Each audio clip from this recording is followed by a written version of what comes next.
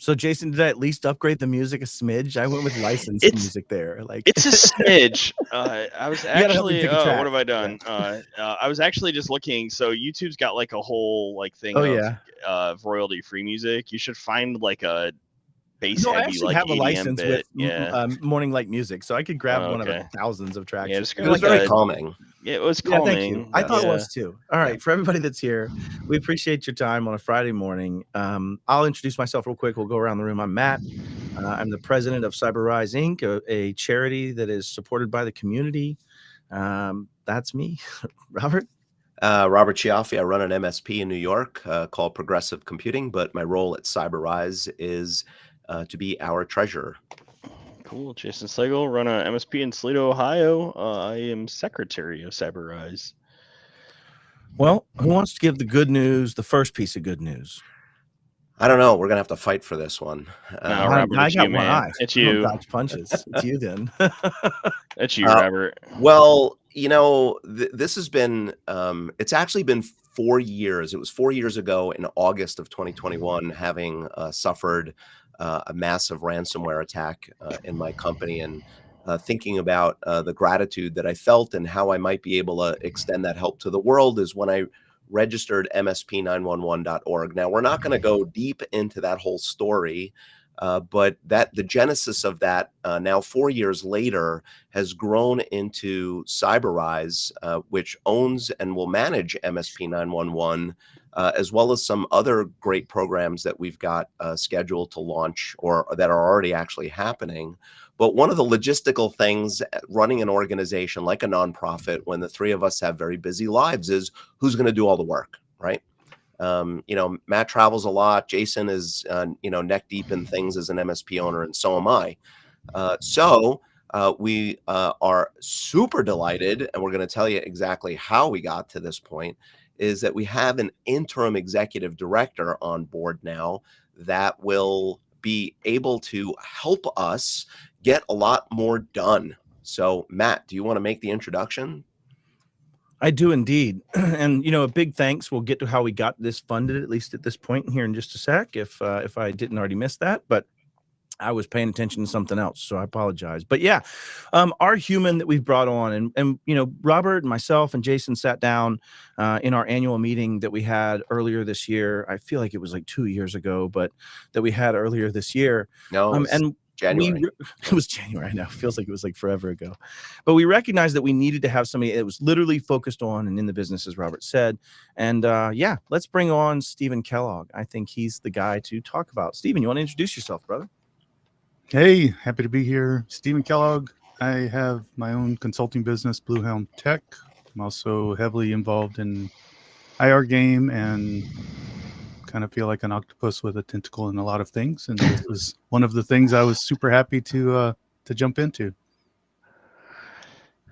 Well, that's it, folks. I mean, you know, we're going to talk more, but this is the big announcement. Stephen joins us as our interim executive director, so that we can actually start getting more and more traction, right? We're running EOS, and we really need somebody to, you know, just get things done and move things along.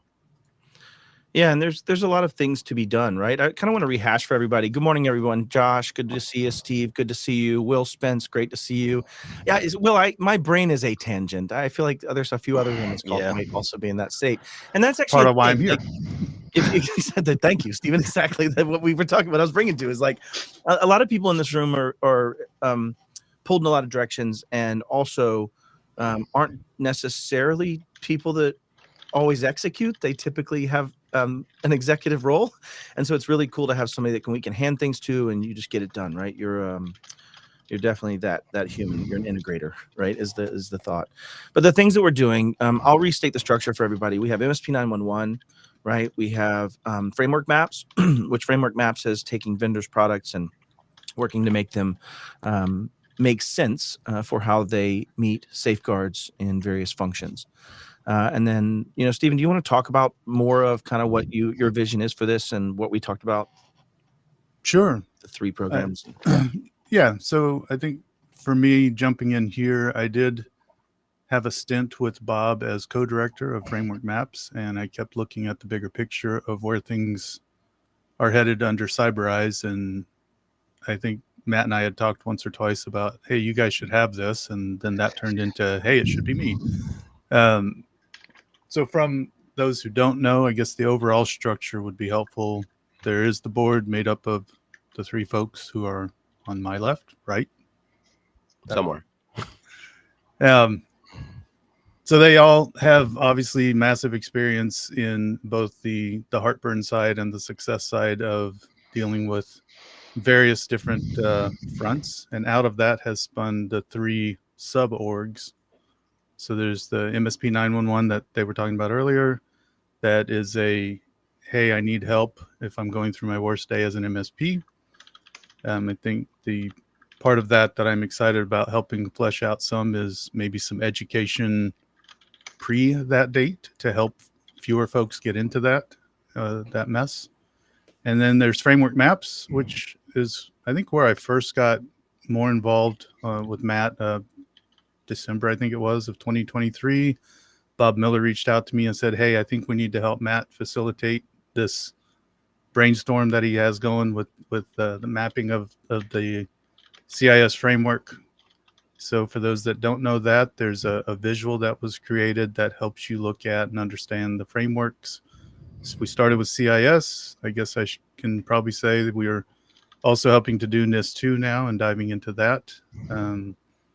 And then the ultimate out of that will be able to look at vendors' products and vet how well they actually map to the controls. So there's that side of things. And then the last one is also super exciting. It's the hackening. And that one is working with the youth of today, trying to help fill the pipeline to make sure we have continuity in support in the cyber arena for kids and working with them on moving them into the cyber profession. I think the exciting part on that is helping college kids work with MSPs to get real world experience on, trying to do pen testing and reporting on that and working with real clients, which by default helps the MSPs find holes that they didn't know they had. The other, thank you, Stephen. One thing that I want to say too is having you on board and me trying to switch myself and talk at the same time doesn't work. So I can't rub my belly and pat my head at the same time. We'll go ahead and say that. But having you on board, I want to apologize to our Patreon supporters, especially the Sticker Club. Like, we haven't gotten the stickers out. We haven't done a lot of things to communicate with them. We haven't filled them in on stats. We haven't done white papers on what we're seeing. There's a lot of things that take not just volunteers, but people making sure that the volunteers get the things done that need to get done and that we're driving what we need to do to deliver our message and our vision to this community for the betterment of the SMB around cybersecurity, right? So I want to apologize in that regard. That's going to get rectified right now. Stephen is his first steady task. As it turns out, none of the 3 of us, like, if you got a sticker from me, it would be a stick figure. Like, I have a lot of skills. Graphics are not one of them. My creativity is a little better than that. Yeah. Come on. So we've got we're actually we've reached out to a couple of potential volunteers to help us do designs. Once we have designs, and the actual making of the stickers is the easy part. Yeah, cat herders is appropriate. Yeah, cat herders is right. Point. Like, yeah. And hey, listen, a beautiful sounding orchestra really needs a conductor, right? And so that's what we've been missing. We've got a lot of the right pieces and parts, a lot of talented musicians, if you would, sticking with that analogy. But we just don't have anybody who's really going to concentrate on pulling it all together and make sure people show up where they need to show up, doing the things that they need to do. And just moving our mission forward. It's hard work, and to do it simply only as a volunteer when you've got a business to run has been super hard. So this is why this is really monumental for us. Stephen coming on board is going to put jet fuel on the fire for us. Yeah. Yep. And another thank you, I suppose, is in order after this apology. But this thank you is that this position is funded from a very generous gift from GTIA.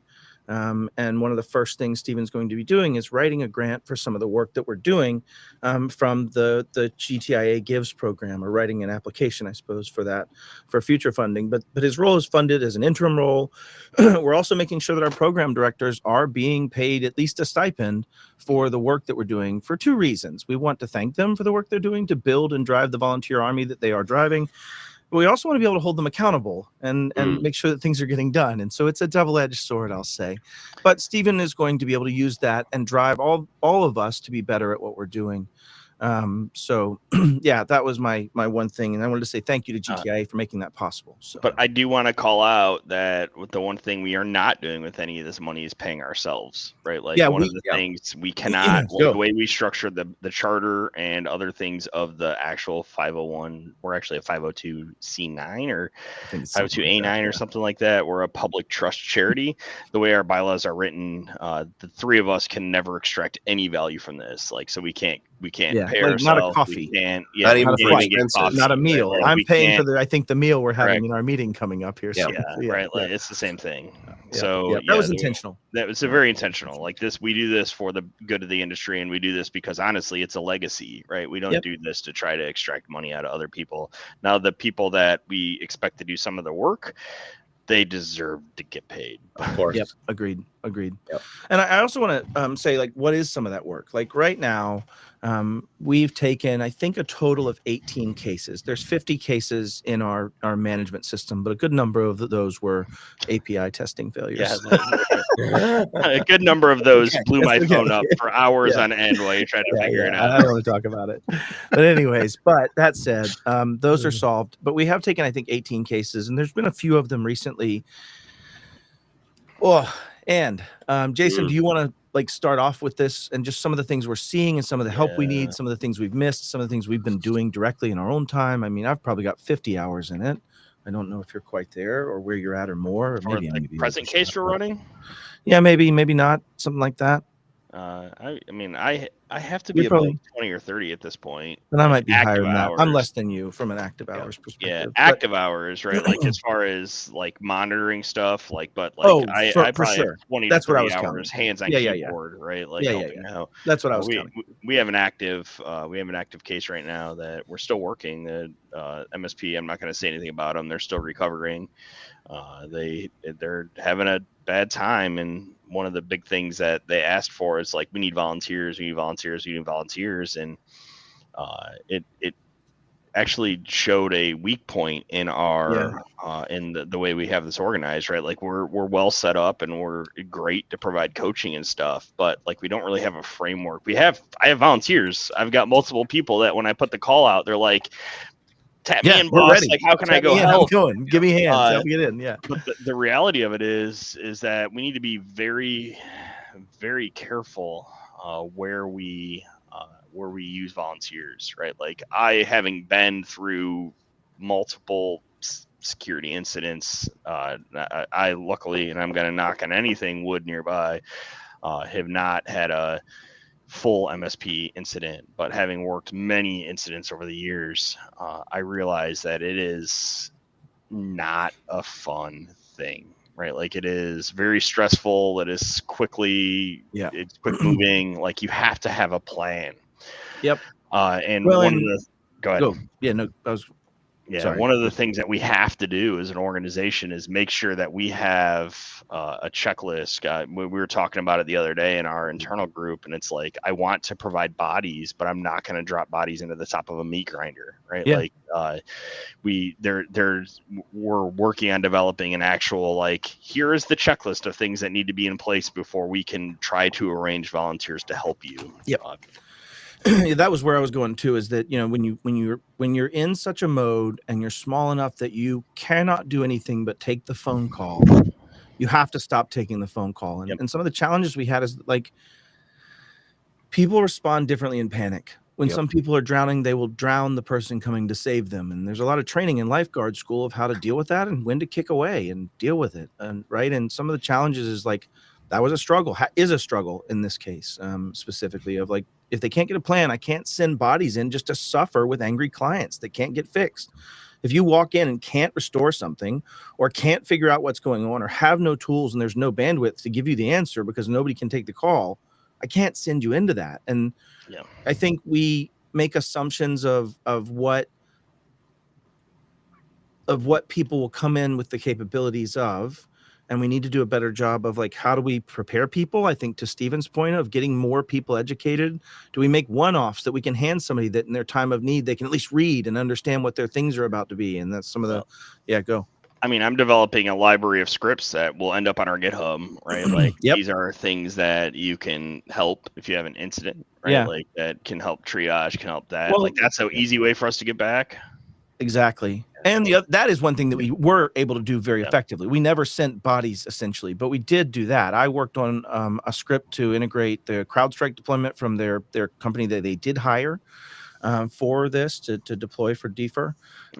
And you ended up deploying a massive amount of Claude code time into a script that has no dependencies and runs directly in PowerShell to egress directly out to a third party.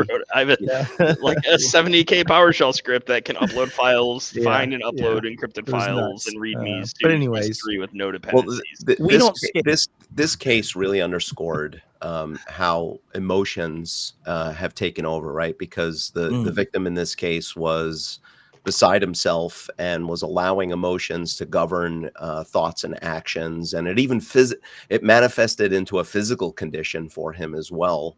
And it was really important for us to try to move this individual off that that plane of existence into reality. And the checklists that we're talking about are not meant to be restrictive or punitive, but are actually designed and intended to accelerate the process in a very controlled and intelligent way, right? They can feel, when you're in that heat of the moment, and Jason, you said you didn't experience it directly. I have, of course, obviously. So has Matt and so many others. Yeah, I mean, the pain that you feel in that moment really just will, put you. It's like letting your dad down times 1,000 in the moment, and every time your dad's calling you and texting you, like it feels like that. Like it's, and it's not just that, but like you also feel guilt whether or not you did something wrong or not, but you feel it. So like that guilt.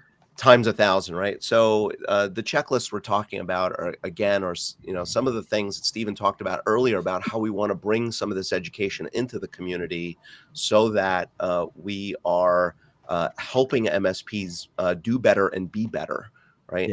So that was really big, important lesson for us in this particular case, not only to make sure that our services that we're delivering are effective, but also as a learning opportunity is what we're extracting a lot of lessons learned from this one, as well as some of the others to bring to the community. I mean, effectively, you're running an IR plan for somebody else, right? So it's effectively continuing to build that out and take the lessons learned and re-put them back into the system. So next time it's easier-ish and better. More like we're putting the bumpers up for bowling. Like we're trying to keep them from going in the gutters on their own non-existent or existent IR plan, to your point. And then to some stage, I think the one win that we did get out of this, I believe, was that moment that we basically got the human convinced to go and deal with the byproduct of health and let others take charge of the fleet. That was massive. And I think that prop, I don't want to go that far, but that was big for him. And I think also for his case and for his clients and for his or I said human, but better half. So anyways. Yeah. Well, this is why we do what we do, right? Somebody was in a world of hurt, and not just the MSP and their employees and the owner physically, but by extension, all of his customers, right? Which we didn't get a chance to talk to. But that's where my head was going through all of this. Jason and Matt were very, in the weeds with the details and writing scripts, and as they should have been, and they did an amazing job. but that afforded me the opportunity to kind of keep a little high level. And I was thinking about all of those customers, and also their customers and how they were suffering, right? These things don't affect just a small group of people or the people that you're talking to directly. They go far beyond that. And big shout out to Chris Lair. Chris Lair is the program director of MSP 911. Not only did he bring us the awareness of this case and guide it to us for the guidance we were able to give, but also put in tons of hours, tons of connections, and that's why I love him as a program director for this, is he knows everyone and he knows what to do and what not to do. And so he was a great guidance and a great executive leadership on that. So I would like to say that went really well. And we're trying to be in an era of transparency. This isn't braggery. We're just almost having our meeting live with y'all. When we talked about this, Jason's like, we just want to be transparent about it, right? We want to be able to talk about these things where we can, and obviously non-disclosure where we can't. But ultimately, that's one program. And the third program, we actually have a big announcement coming about that program at some point in the next X. I don't know what X is, but we will be doing that. And we will be more intentional about having these types of streams, giving you more heads up for them, putting them in the right place so that the people that are supporting us can see that. We do have a free Patreon. Please join us there. It should be easy to find. Also, Bob Miller, woohoo, Steven, and you other guys. No, man, I feel the love. I got you. It's cool. Yeah. Anyways. Yeah, and there's other things too. Some of the things that we've talked about before, and Stephen, we're getting a little ahead of ourselves on this, but like, for example, Bob Miller's IR game is looking for people to have a way to be able to be trained and functional as facilitators. Boy, seeing a little bit of stuff we do out of white papers from MSP 911 would be real helpful to get them down that path and the kind of training we could potentially provide for them in that space or others. So, yep. Anyways, just thoughts off my head. Anybody in the audience have any questions? I know there's going to be about a 12-second delay or maybe a little more for your comment to get back. But if you do, please pop them in. We are, again, being just extremely transparent. One of those being that I think we can only afford Stephen to about the end of the year. Yep. So we have real clear goals for Stephen to get done in that time frame. Yep. And some of those are fundraising. So don't be surprised if I make a connection between you and Stephen to ask your organization if they're willing to help us support what we're trying to do here. I'll just be upfront with that, and you can tell me no, and I'll still love you with all my heart. I just have to ask. That's my job. So anyways, I'll hand it. We do have Discord servers for all four as well, CyberEyes and 3. We'll get the website updated. As it turns out, another thing we're not very good at is web design. Oh, that, yes. So, true story. Thank you. Shout out to Dom for helping us out with that a little bit. That's fair.